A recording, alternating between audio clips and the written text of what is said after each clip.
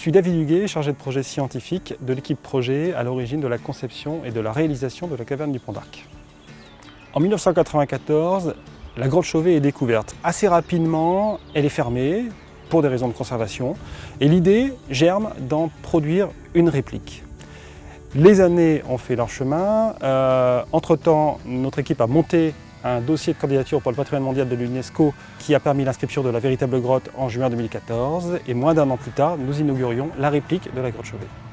Cette réplique est une restitution, ce n'est pas qu'une simple copie, on restitue l'existant, l'encaissant, mais on respecte également toute la scénographie paléolithique, donc toute la géométrie, on respecte également toute la conformation scientifique, géologique de la véritable grotte, tous les éléments, y compris les plus petits cristaux millimétriques dans la caverne, sont validés scientifiquement.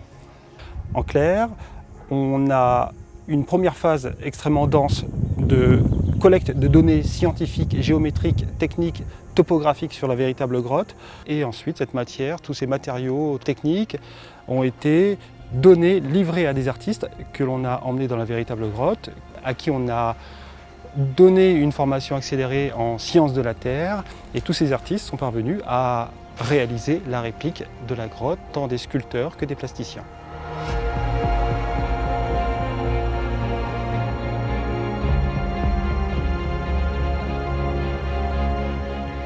Quand on est là, on oublie très vite que c'est une restitution par la narration du guide, par l'effort intellectuel que produisent les visiteurs et par la justesse de la restitution. L'objectif est de présenter au grand public l'un des premiers gestes culturels de l'humanité. Les visiteurs peuvent déambuler librement sur le site et accéder à des stations de découverte. Il y en a 5, comme par exemple la galerie de l'Aurignacien, qui va vous présenter le bestiaire des animaux qui ont été représentés sur les parois de la grotte. Des mammouths grandeur nature, des rhinocéros laineux, mégacéros, lions et ours des cavernes. Pour les enfants, il est prévu des accueils scolaires toute l'année, avec des visites et des ateliers pédagogiques.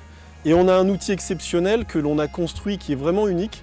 C'est une grotte atelier dans laquelle les enfants peuvent dessiner eux-mêmes sur des parois parce qu'on sait que les enfants retiennent beaucoup plus ce qu'ils touchent, ce qu'ils font de leurs mains que ce qu'ils entendent et que ce vecteur d'apprentissage leur laisse un souvenir très fort.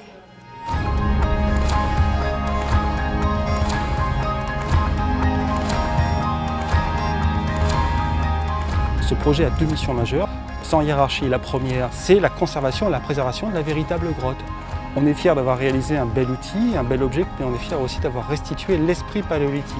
Et la deuxième mission, c'est un outil de développement territorial, une porte d'entrée culturelle sur l'Ardèche.